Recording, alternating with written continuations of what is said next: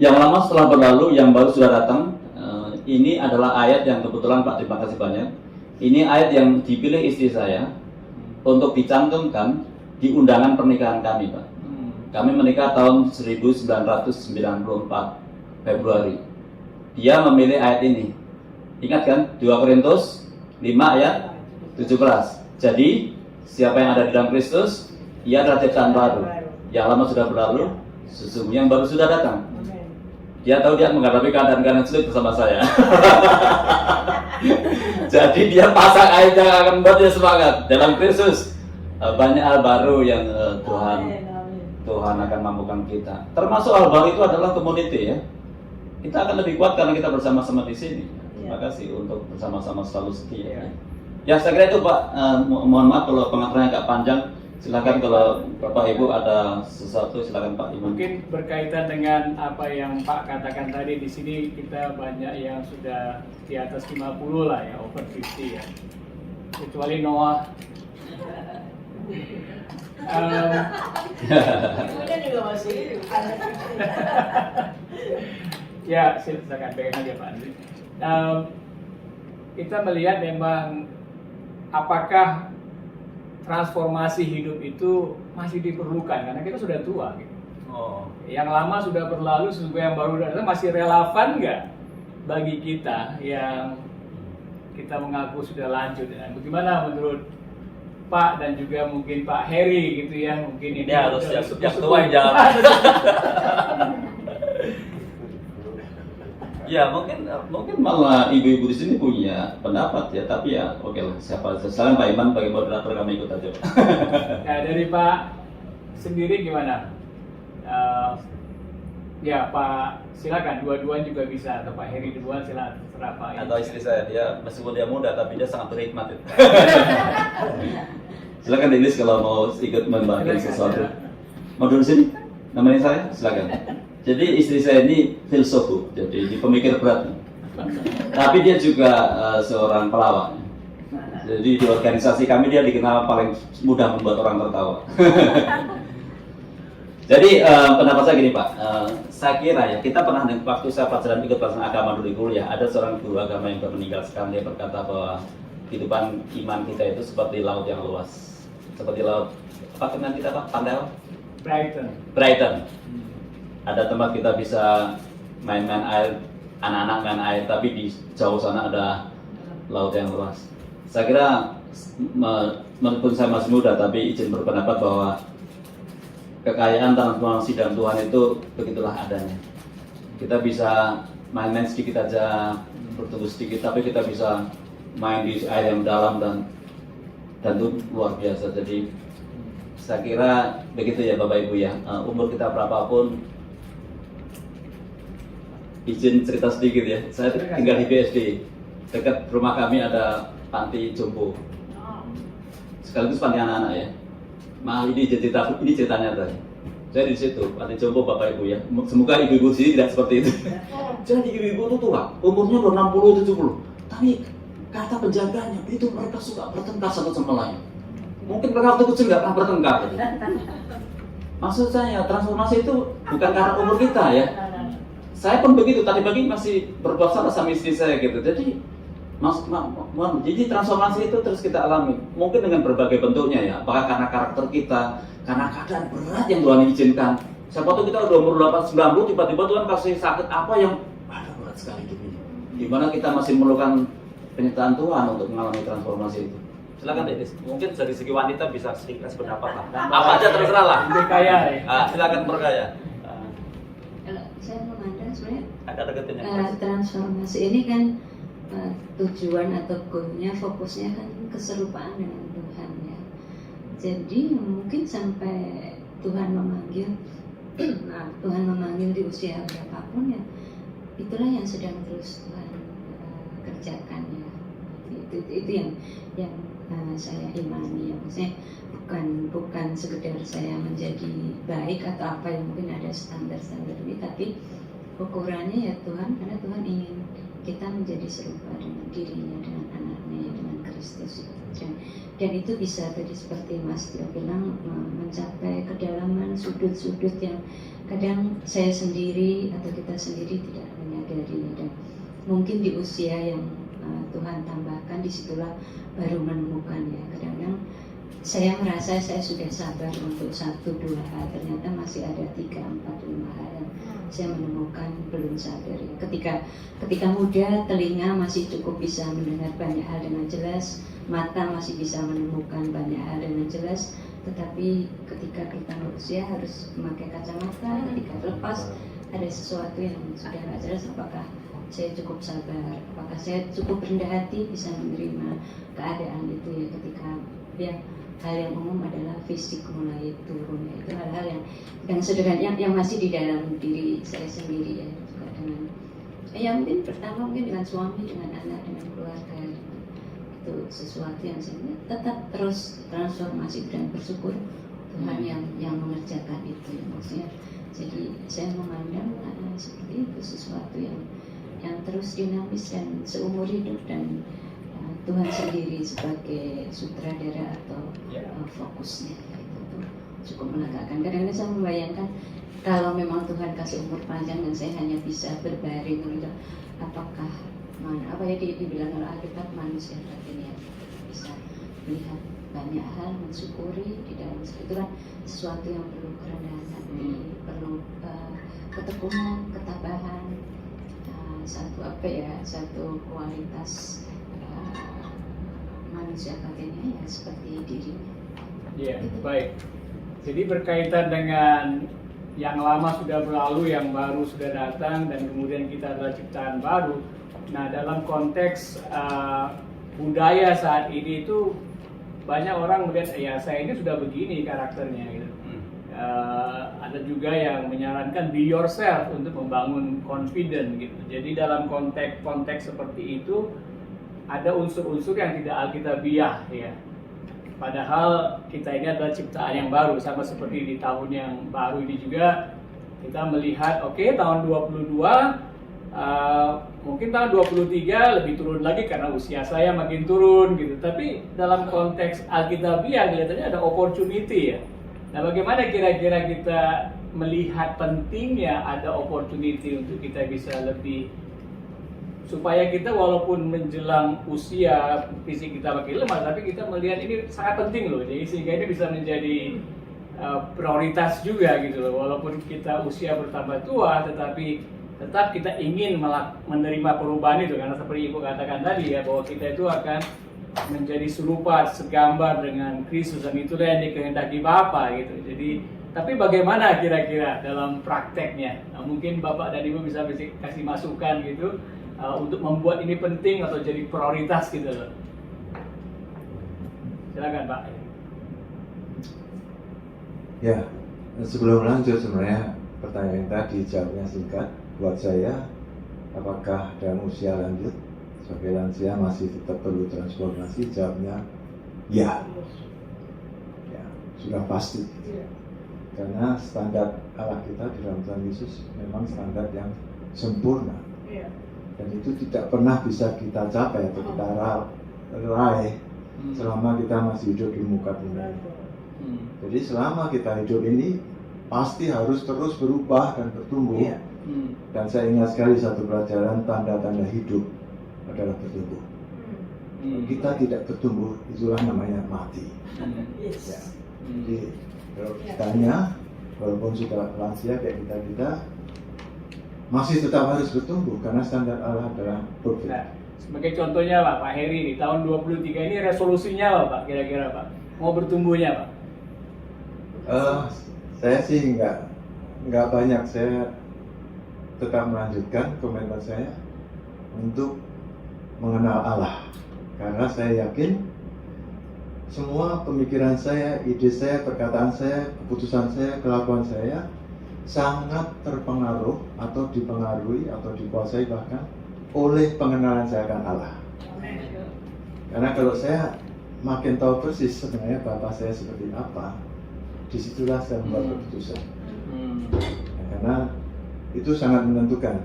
Dia kita ada contohkan karena orang kenapa keputusannya bisa salah, karena dia mengenal Allah secara salah. Oh, master saya itu kayak gini, orang jahat yang menuai di mana tidak mengatur. Itu pengertian yang salah semuanya salah mengenai Allah. Allah kita tidak seperti itu. Jadi dia bikin keputusan salah dan tidak memperkenan masternya kan, karena dia tidak mengenal siapa master. Jadi kalau ditanya 23 tetap terus, dan saya memang termasuk orang yang melawan kebiasaan, karena banyak orang bilang orang-orang muda selalu belajar dari orang yang lebih tua. Tidak sih, karena saya dengan umur 70 masih tetap belajar dari orang-orang lebih muda. Saya keliling 6 minggu itu saya nggak banyak mengajar atau apa, saya mendengar dari real life stories dari banyak orang-orang ya yang sangat-sangat sederhana. Tapi kembali kepada orientasi yang akan kami lanjut 23 ini adalah dari life stories mereka ternyata membawa saya semakin mengenal siapa Allah saya. Ajaiblah Tuhan melalui semua pergumulan cerita-cerita mereka itu. Oh betul. Setiap kali saya mendengar dari kota ke kota, desa-desa, saya mendengar mereka jungkir baliknya dalam hidup yang begitu susah.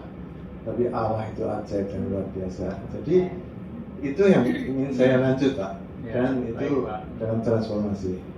Bukan sekali lagi beda sekali dengan change ya, karena sekedar change berubah, orang bisa berpura-pura karena hanya tampak luar saja, jaim. Tapi transformation itu from inside out, bukan dari luar. Terima kasih Pak. Ya, ada komentar Pak? Silakan Pak. Iya, saya nggak tahu apakah akan menyambung semua dengan apa yang Bapak tanyakan, tetapi tadi Bapak bertanya tentang resolusi atau apakah ini penting gitu ya. Saya mungkin sedikit orang yang tipenya mengalir dengan angin ya. Maka jawaban saya ada dua begini Pak ya. Apa yang penting bagi saya di tahun 2023 ini adalah bagaimana Tuhan sudah memimpin saya sebelumnya. Sebagai contoh ya, kami berdua ini tipe yang nomaden sebenarnya ya. Kami ini sudah berpindah-pindah rumah, sering berpindah-pindah rumah, mungkin seperti Pak Eri juga. Tahun lalu, bulan Juli kami pindah rumah lagi ya. Sebelumnya kami di Pasar Minggu. Tahun lalu, bulan Juli kami pindah ke daerah Serpong, pinggiran, yaitu daerah dekat Pamulang. Jadi saya seperti istri saya katakan, sutradaranya Tuhan ya. Sebenarnya bukan kehendak kami pindah, tetapi anak ingin kami pindah ya, kami ikut pindah. Nah, apa yang kami pelajari, setiap move yang saya alami pasti Tuhan punya rencana gitu. Pasti Tuhan punya sesuatu yang penting. Sekarang tinggal apakah saya menangkap apa yang Tuhan rasa penting itu. Nah, itu saya perlu berdoa. Dan contohnya apa yang saya temukan? Yang saya temukan adalah saya harus memandang penting orang-orang di mana saya tinggal sekarang. Jadi kami tinggal di satu klaster yang jumlahnya sekitar hampir mungkin atau sekitar 400 rumah keluarga. Dan itu sudah kita lihat secara selintas, mereka multicultural. Ada yang cingkrang, ada yang ini, ada yang tutup habis semua, tapi ada yang celananya sangat pendek, wanita-wanita. Jadi segala macam ada di situ. Tetapi dari situ saya melihat bahwa Tuhan menempatkan kami di tempat yang baru, orang baru. Jadi ya langkah pertama kita berdoa untuk orang-orang gitu. Jadi intinya adalah transformasi hati saya, jiwa saya itu akan seiring dengan bagaimana Tuhan memimpin kehidupan saya. Dan saya harus memandang itu penting dan saya harus tahu apa yang Tuhan kehendaki saya kerjakan dan saya transformasi dalam kehidupan saya.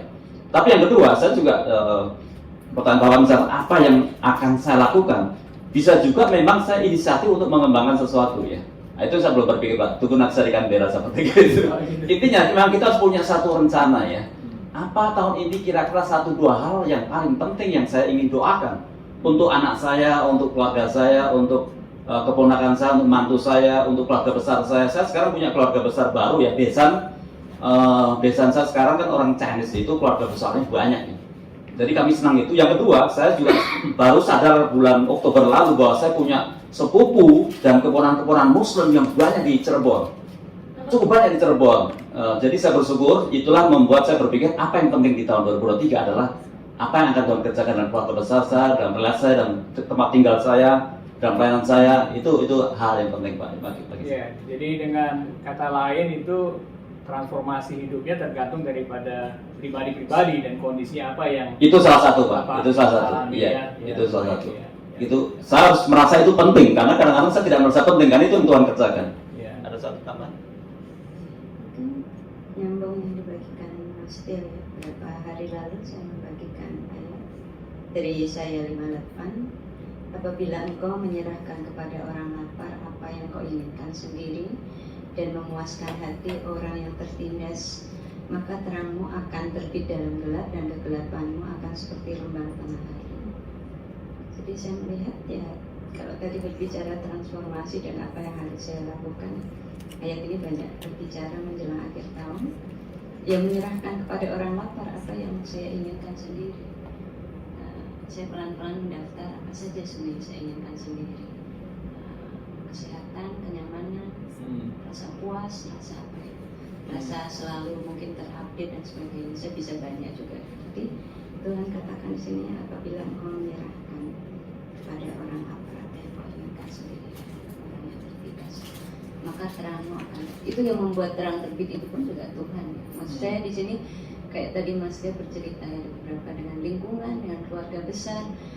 Berarti bisa jadi mungkin yang saya ingin waktu lebih untuk diri saya, yang mungkin orang beristilah me time atau apa, yang mungkin itu yang harus saya serahkan ya, dengan mendengar, dengan melihat, dengan menyertai, menemani.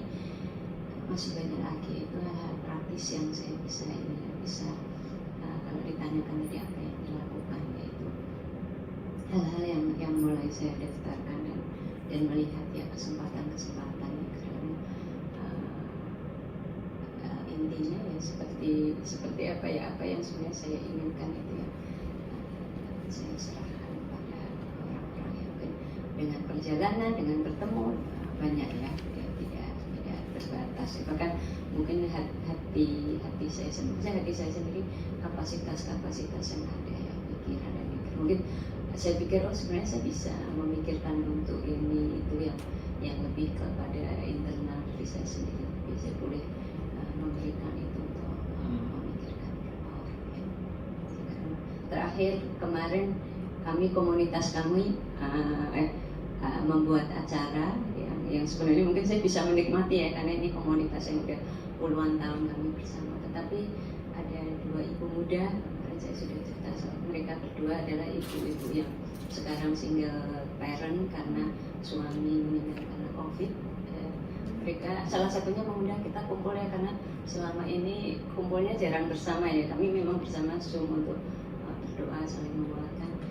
Itu mungkin membuat saya juga semakin melihat ayat ini ya, memberikan kesempatan waktu untuk mereka, bukan hanya melalui Zoom atau hanya berdoa secara ini ya, tetapi bahkan yang menyediakan waktu itu artinya sesuatu yang praktis, simpel. Ya, dalam transformasi hidup kembali ke hal itu memang ada orang yang diharapkan dia berubah gitu ya. Nah, dalam konteks pengalaman Bapak sekalian dari navigator gitu kan, paling tepat itu dilakukan juga dalam konteks memuridkan gitu ya, memuridkan mereka. Nah, kira-kira dalam memuridkan orang untuk mengalami transformasi hidup itu tantangan yang paling besar itu apa, Pak? Berpikir dulu. Silakan nanti kalau Pak Eri mau nambahkan ya. Jadi saya kira itu kalau yang saya jawab ya, itu saya terinspirasi dari ayat yang istri saya bagikan ya. Saya boleh baca lebih keras ya. Yesaya 50 ayat 10 ini ayat yang menarik sekali ya. Apabila engkau menyerahkan kepada orang lapar apa yang kau inginkan sendiri dan memuaskan hati orang yang tertindas, maka terangmu akan terbit dalam gelap dan kegelapanmu akan seperti rembang tengah hari. Di sini katakan menyerahkan tuh dedicate ya, menyerahkan tuh betul-betul memberikan sepenuhnya gitu. Nah, saya kira salah satu tantangan yang terkandung di sini adalah kita kadang-kadang tidak fokus kepada sesuatu pekerjaan baik yang harus kita kerjakan.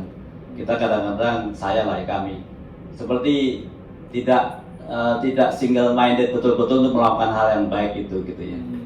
Misalkan saya memuridkan orang gitu ya, berapa waktu yang saya berikan, bagaimana doa yang saya berikan gitu ya. Nah, saya juga sedang belajar dari kitab Kejadian dan Keluaran, bagaimana ada kata yang insist itu sungguh-sungguh mendesak ya, minta dengan mendesak. Jadi karakter yang seperti itu yang saya kira saya perlu kembangkan ya. Itu tantangan saya untuk sungguh-sungguh saya itu betul-betul mencurahkan. Fokus gitu ya. Saya memberikan contoh ya, teman yang di Perth ini adalah seorang yang Kemarin dia cerita waktu ketemu. Ketika saya pertama kenal Mas Tio tahun 2000 dia masuk UI, dia orang Chinese Pekalongan. Saya merasa Mas Tio seperti orang jahat. Dan saya sebenarnya tidak mau PA dengan navigator, tidak mau ditolong orang navigator karena saya orang karismatik gitu. Tetapi ketika dia lulus dia merasa bahwa dia senang bersama dengan navigator. Maksudnya apa? Karena dia melihat saya mencurahkan hidup saya kepada dia. Dia sampai sekarang orang yang sakit. Dia orang sakit autoimun, rematik, badannya bungkuk.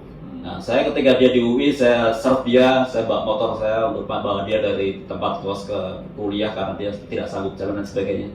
Jadi saya kira Pak Heri juga bisa memberikan kesaksian sama meskipun Pak Heri tidak mengatakan, tapi saya mengatakan bahwa dia mencurahkan hidupnya untuk orang-orang Kamboja. Dan itu menghasilkan. Jadi intensionalis kita untuk orang-orang yang kita kasihi, apakah itu keponakan, anak, orang tua, saya kira itu satu tantangan ya. Karena di zaman sekarang kita punya banyak sekali distraction, banyak yang kita mau lakukan, banyak kesenangan yang kita ingin. Itu tantangan bagi saya, satu tantangan, mencurahkan. Kalau dalam kisah Yesaya menyerahkan nyawa ke dalam maut, itu Yesus Kristus. Karena dia menyerahkan nyawa ke dalam maut, maka dia memberikan kepada Tuhan Yesus orang-orang besar sebagai rampasan. Kalau kita bisa sungguh-sungguh, itu hasilnya besar. Itu kira-kira yang kami ingin doakan untuk ke depan. Baik Pak, terima kasih. Saya cuma ingin tanya sama Bapak dan Ibu ya, dua-dua itu lulusan universitas yang sangat hebat di Indonesia, berarti bukan orang yang biasa-biasa, tapi pasti orang yang pinter. That's right, ya kan. Dan waktu Bapak Ibu kuliah itu sudah mengenal Tuhan atau sebelumnya? Oh, kami sudah kenal Tuhan ketika kami di sekolah SMA. Oh, SMA. Di Solo. Jadi boleh dibilang umur masih muda sekali ya. 17, Dan 18. waktu Bapak itu mengambil keputusan untuk terima Tuhan Yesus, ya kan, perpindahan antara yang lama dan yang baru, itu kenapa? Apa yang membuat Bapak mengambil keputusan untuk ikut Tuhan Yesus? Itu saya belajar bahwa Tuhan tuh yang bekerja ya, Tuhan yang bekerja ya, di hati kita ya. Jadi saya singkat saja bahwa istri saya ini sekolahnya dari kecil sama dengan Mbak Eki ya, TK-nya Kristen kan? Iya. SD Kristen kan? SMP-nya negeri. Tetapi ketika sudah selesai SD, dia minta izin kepada papanya untuk tetap ikut Kristen gitu agamanya. Jadi itu saya kira itu dia melakukan itu karena dia bilang begini, saya lebih memilih Kristen karena lebih simpel. Kalau ikut Islam itu complicated, harus belajar bahasa Arab, bahasa Kini. Dia orangnya orang simpel. Tapi apa nggak ada tantangan dari keluarga untuk? Oh, kalau untuk keluarga dia, bapaknya adalah tentara Indonesia itu nasionalis. Dia bilang sama anaknya, kamu boleh Kristen, tetapi kamu harus sungguh-sungguh Kristen.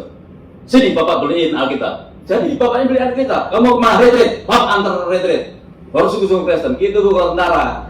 Kalau saya Kristen dari kecil sebenarnya TK, karena TK-nya TK Kristen. Ya sama dengan dia TK Kristen. Dan bapak saya boleh bilang agak kurang, kepercayaan. Jadi ketika saya menjadi percaya itu lebih proses kalau saya, tidak seperti dia memilih gitu. Kalau saya dari Kristen, tapi saya Kristen-Kristenan gitu. Jadi ketika saya SMA, ada seorang yang menceritakan Injil Yesus Kristus kepada saya sore-sore di saat agak hujan rintik-rintik. Di situ Roh Kudus berbicara karena saya merasa sangat terkesan dengan Tuhan Yesus yang dia ceritakan sama saya. Jadi intinya sebenarnya pengalaman hidupnya itu agak berbeda, tetapi yang membuat tiba-tiba itu nyata itu memang Roh Kudus ya. Itu membuat sekarang saya punya prinsip bahwa saya harus berdoa sungguh-sungguh untuk orang-orang yang sedang seolah-olah sekarang tidak ada apa-apanya. Kalau kita tidak berdoa, kita tidak akan melihat juga gitu. Ayo kita berdoa untuk orang sekitar kita. Seolah mereka biasa-biasa, tapi sebenarnya tidak biasa-biasa hidup itu. Dia bergumul pasti hidup itu, nggak mungkin orang tidak bergumul kehidupannya, ya nggak? Seperti kata Pak Heri, orang bisa saja kelihatan biasa-biasa gitu. Transformasinya kelihatan itu, tapi di dalam jiwanya pasti ada berubah. Karena itu saya mendorong Bapak Ibu di sini itu berdoa untuk anaknya, untuk cucunya, untuk tetangganya, untuk orang Australia, bule-bule yang itu doakan, karena kita harus berdoa. Sampai sesuatu Tuhan bikin sesuatu yang tiba-tiba ada sesuatu yang dia digerakkan Roh Kudus untuk melihat Tuhan Yesus. Keponakan saya Muslim, ya ini Muslim keponakan saya. Dari kecil kita udah mengaruhi dia, ceritakan Daud, ya Nabi Daud gitu. Sayangin dia. Ketika dia kuliah di UI tempat saya melayani, pagi-pagi, sore, malam, saya cerita tentang Kristus Yesus. Tapi ya dia biasa aja gitu. Pagi-pagi dia bangun, datang ke rumah saya. Om, saya tadi malam saya pikir-pikir benar-benar saya percaya Tuhan Yesus. Jadi Bu, itu kita ini sebenarnya bukan siapa, kita ini jalan aja Bu. Melakukan apa yang kita lakukan, tapi Tuhan bekerja dalam semua hal itu. Itu prinsipnya saya pikir. Jadi jangan kita lengah lah, kita kan seperti penjaga ya, jaga-jaga gitu. Tolonglah kita banyak berdoa untuk orang sekitar kita, lihat-lihat mereka, lakukan yang kita lakukan, nanti sesuatu Tuhan akan perlu kita untuk menolong orang seperti itu. Itu Pak kira-kira Bu ya.